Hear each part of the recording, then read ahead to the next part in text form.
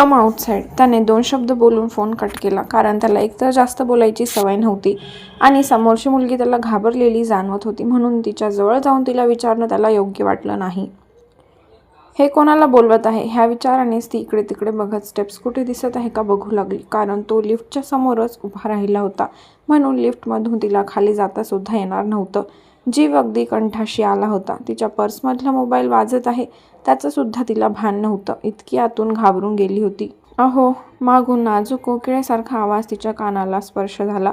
तिची नजर त्या व्यक्तीच्या मागे थोडे अंतरावर गेली. दरवाजा उघडून एक लेडी बाहेर येत पदर सावरत त्या माणसाकडे बघत जवळ येत होती. नाजूक हसरा चेहरा बघून आत्तापर्यंत अवंती घाबरून गेली होती.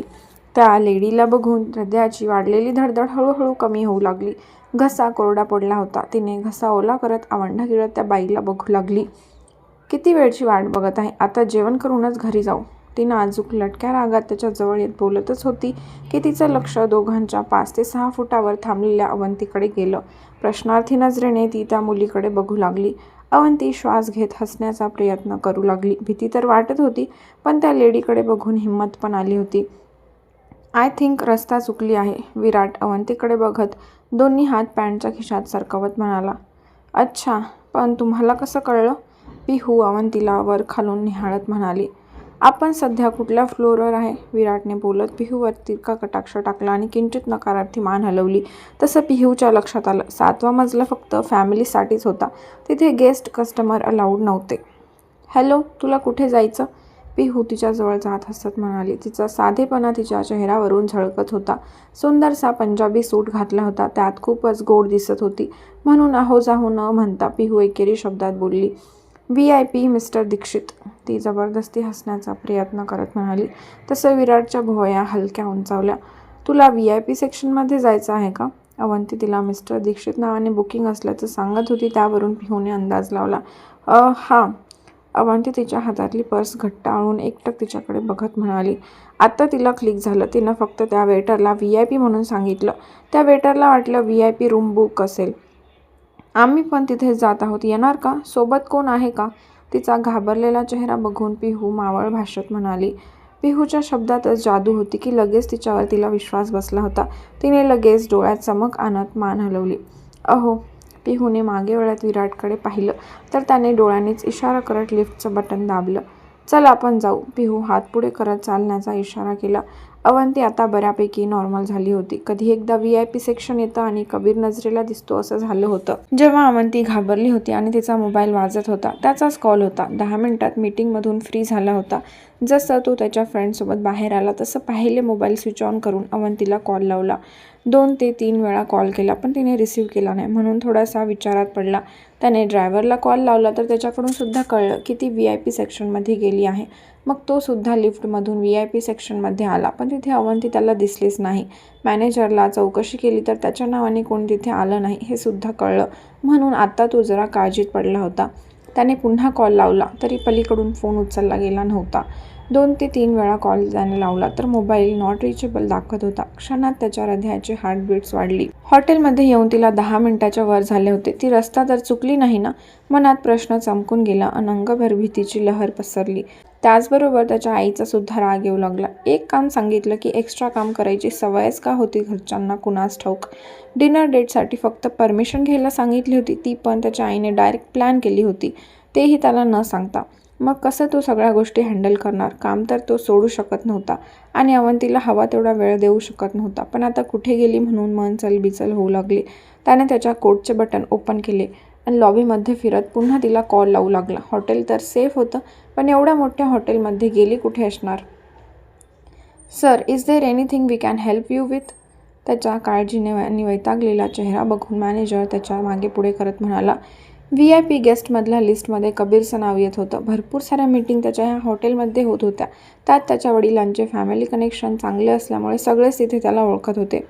Yes, can you please check the footage of the last 10 to 15 minutes and let me know on which side this girl has gone?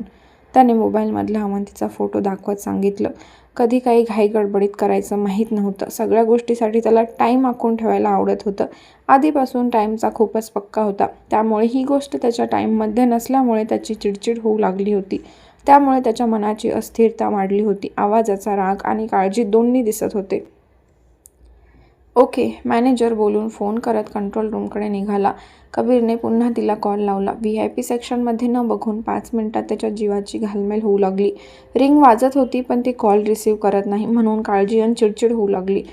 विराट, पिहू आणि अवंती तिघेजण लिफ्टमध्ये होते. विराटने बटन प्रेस केलं. तिघे शांतच उभे होते. अवंती एका कोपऱ्यात आणि विराट, पिहू तिच्या विरुद्ध दिशेला उभे होते. पिहू तिचं निरीक्षण करत होती. दिसायला खूपच सुंदर, नाजूक आणि आता चेहऱ्यावर घाबरलेले एक्सप्रेशन्स होते. तिच्या चेहऱ्यावरून कळून येत होतं की ती ह्या शहरातली नाहीये. कितीही ब्रँडेड कपडे घातले तरी आपली ओळख जी आहे ती टिकून राहत असते. तसंच तिच्या चेहऱ्यावरून वाटत होते. साधी सरळ वाटत होती. तुझा मोबाईल वाजत आहे, पिहू तिच्या पर्सकडे बघत म्हणाली. तिच्या हातांची थरथर तिला दिसून येत होती. त्यावरूनच ती कुठल्या तरी विचारात वाटली. ओह, तिने लगेच गडबडून पर्स उघडली आणि मोबाईल काढू लागली. पिहूने बारीक चेहरा करून विराटकडे पाहिलं. अवंतीला बघून तिला खूपच वाईट वाटत होतं. त्याने एक नजर तिच्याकडे बघून किंचित मान हलवून समोर पाहिलं. अशा गोंधळलेल्या मुलींचा आधीपासूनच त्याला राग येत होता आणि तशीच मुलगी त्याच्या नशिबात पडली होती.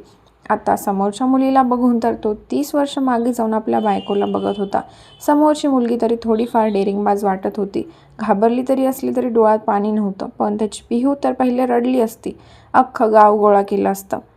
पर्समधून मोबाईल काढला आणि मोबाईलवर कबीरचं नाव बघून तिच्या डोळ्यात लगेच चमक आली. इतका वेळ घाबरलेली होती. त्याचं नाव ऐकून तिचं मन भरून आलं होतं. तिने पटकन थरथरत्या हाताने कॉल रिसीव्ह करून कानाला लावला. हॅलो, ती किंचित एक्सायटेड होऊन गालात हसत म्हणाली. त्याचा फोन आल्यामुळे हृदयाला कुठला आराम मिळाला होता. तिला तिचं माहीत होतं. आपल्या जवळचा माणूस आपल्याजवळ आल्यासारखं फील होऊ लागलं. डोळ्यात कधी पाणी साचलं तिचं तिला कळलं नाही, पण स्वतःला सावरलं होतं. अवंती, कुठे आहेस? फोन का रिसीव्ह करत नव्हती? तो काळजीने ओरडतच म्हणाला. इतका वेळ घाबरून त्याच्या जीवाचं पाणी झालं होतं. जसे तिचा आवाज ऐकला तसं त्याला रिलीफ वाटू लागलं. मनाला माहीत होतं ती कुठे जाणार नाही, कारण हॉटेलमध्ये एंटर केलेलं ड्रायव्हरने बघितलेलं होतं. फक्त रस्ता चुकली असणार. पण ती समोर आणि तिचा आवाज ऐकण्याची घालमेल चालू होती. ती आता बंद होऊ लागली. त्याचं ते ओरडून बोलणं लगेच मनाला टचकन लागून गेलं. तिने ओरडायला हवे का त्याने, पण त्याला बोलायची हिंमतच झाली नाही. समोर 2 व्यक्ती तिच्याकडे बघत जरी नसले तरी कोणासमोर त्याचा अपमान करणं मनाला योग्य वाटत नव्हतं. अवंती, ती काहीच बोलत नाही म्हणून तो वैतागून पुन्हा ओरडला आणि पुढच्याच मिनिटाला त्याच्या समोरची लिफ्ट ओपन झाली आणि समोरच अवंती दिसली. अवंती पण किंचित डोळे मोठे करून त्यालाच बघू लागली. त्याला समोर बघून खूप मोठं सोनं सापडल्यासारखं फील होऊ लागलं. आनंद, राग, दुःख सगळ्याच भावना संमिश्र होऊ लागल्या. तिला बघून त्याच्या मनाची अस्थिरता वाढली होती. ती हळूहळू बंद होऊ लागली. यावेळी त्याला स्वतःचा रागसुद्धा येत होता, पण त्याची चिडचिड नकळतपणे तिच्यावर निघाली होती. ह्याचं त्याला भानसुद्धा राहिलं नव्हतं. तिला बघून मन शांत होऊ लागलं. लिफ्टचं दार पुन्हा बंद होणारच होतं की ती पटकन धडपडत बाहेर येऊ लागली. लिफ्टच्या खालच्या पट्टीमध्ये तिचा पाय अडकून पुढे सरकत गेला. ती पुढे पडणार की त्याने लगेच तिच्या हाताला पकडून सावरलं. तिने घाबरून पटकन त्याचा कोट आपल्या मुठीत घट्ट पकडून घेतला. दुसऱ्या क्षणी कबीरने तिचा हात पकडून तिला आपल्या मिठीत घट्ट कवटाळून घेतलं. विराट, पिहू मागेच होते. अवंती पडेल असं वाटून त्या काळजीने पुढे आलेच होते की पण कबीरने सावरलं आणि मिठीत घेतलं. तसे दोघेही एकमेकांकडे बघू लागले. पिहूच्या चेहऱ्यावर गोंधळलेले हसरे एक्सप्रेशन होते तर विराट दोघांना एक्सप्रेशनलेस बघत होता. त्याच्या भरदास्त छातीचा गरम स्पर्श तिच्या गालाला होताच आतापर्यंत तिला जी भीती वाटत होती ती त्याच्या उबदार स्पर्शाने नाहीशी झाली होती. कधी तिचे डोळे मिटले तिचं तिला कळलं नाही. घट्ट डोळे मिटून दोन्ही हाताने अजूनच त्याचा कोट घट्ट पकडून घेतला. त्याच्या मिठीत तिला खूपच सेफ वाटत होतं. अजून त्याला आपल्या जवळ घेण्यासाठी तिने पकडलेला कोट अजूनच खाली ओढल्यामुळे मानेवर जाड कोट घासला गेला होता. पण त्याला काहीच जाणवलं नाही. त्या 5 मिनिटात नाही ते विचार येऊन गेले. अवंती आपल्याबद्दल काय विचार करेल? मागच्या वेळेस तिला हॉटेलमध्ये घेऊन आल्यावर किती घाबरली होती, मग आत्तासुद्धा घाबरलीच असणार ना. मागच्या वेळेस तिच्यासोबत आपण होतो, पण ह्या वेळेस कोणीच नसल्यामुळे काय तिने आपल्याबद्दल विचार केला असेल. दिवसभरात त्याला तिच्यासोबत बोलायला वेळच मिळाला नाही. त्याला जेवायलासुद्धा वेळ मिळाला नव्हता. त्याने सुस्कारा सोडला तसं त्याच्या तोंडातली गरम वाफ तिच्या मानेवर स्पर्श करू लागली आणि त्याचवेळी ती भानावर आली. त्याच्या तोंडातल्या गरम वाफेने तिचं अंग शहारून गेलं. मानेवर गुदगुल्या होऊन लगेच अंग आकसून घेत बाजूला होऊ लागली. ओ गॉड, किती वेळचा फोन करत होतो, फोन का रिसीव्ह करत नव्हती? तो तिला आपल्यापासून थोडं बाजूला करत काळजीच्या स्वरात तिच्या डोळ्यावर नजर रोखत ओरडून म्हणाला. त्याच्या स्पर्शाने शांत झालेलं तिचं कोवळं नाजूक मन त्याच्या अचानक वाढलेल्या आवाजाने दचकून गेलं. डोळ्यात लगेच पाणी भरून डोळ्याच्या शिरा लालसर होऊ लागल्या. एकटक भुवया आकसून रागाने त्याच्या डोळ्यात बघत होती. तिने फोन उचलला नाही तर तो तिला आजूबाजूला न बघता ओरडत होता. मग तिने तर काय करावं?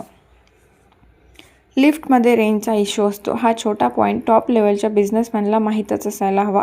मागून तडफदार आवाज कबीरच्या कानावर पडला तसं त्याचं लक्ष अवंतीच्या मागे गेलं. चेहऱ्यावर त्याचा राग आणि काळजी होती.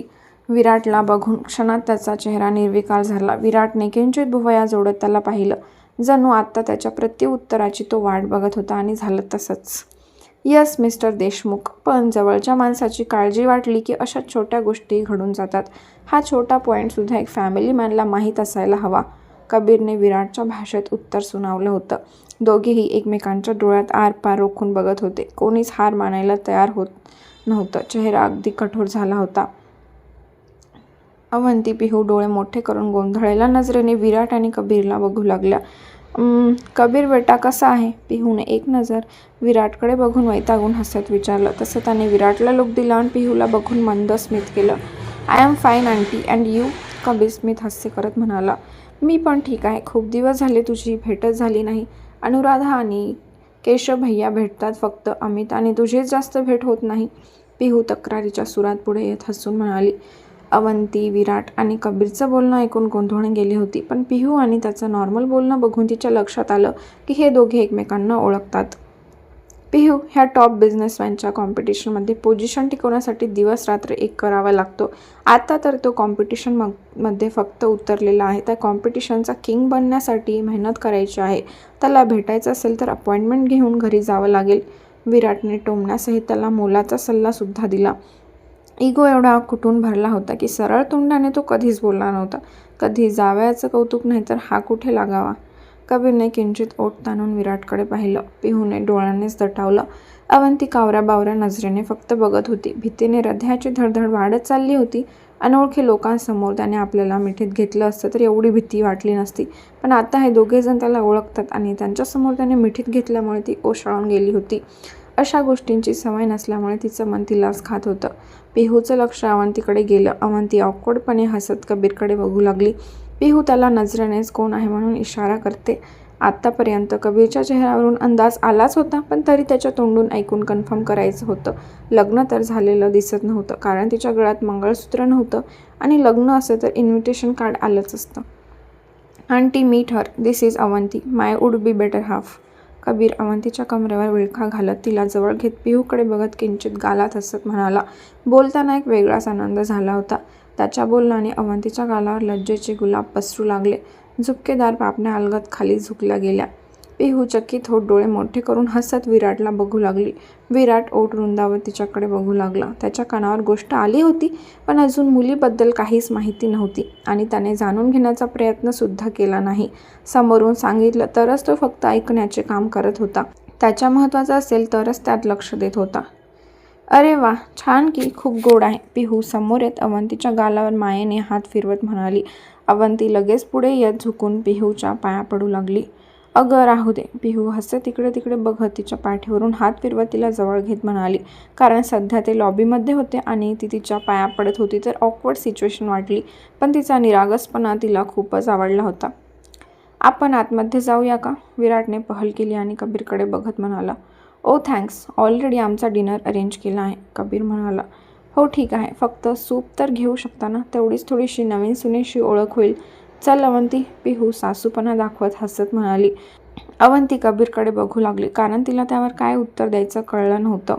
त्याच्याकडे काय बघते? मी पण तुझी सासूच आहे. चल, जास्त वेळ घेणार नाही, फक्त 10 मिनिट. नंतर तुम्ही तुमची डिनर डेट एन्जॉय करा. पिहू तिचा हात पकडत आतमध्ये घेऊन जात म्हणाली. अवंतीने मागे वळून कबीरकडे पाहिलं. त्यालाही नाईलाज होता. त्याने विराटकडे बघून त्याच्या पुढे निघाला. विराट भुया उंचावत त्याच्या मागे गेला. तर पुढच्या भागामध्ये आपण बघूया की पिहू आणि विराट कोण आहेत. नक्की ते अवंतीचे सासू सासरे कसे होतील, त्यांचा आणि कबीरचा काय संबंध आहे, कळेल लवकरच येणाऱ्या पुढील भागात. तर व्हिडिओ आवडला असेल तर व्हिडिओला लाईक करा आणि चॅनलला सबस्क्राईब करायला विसरू नका.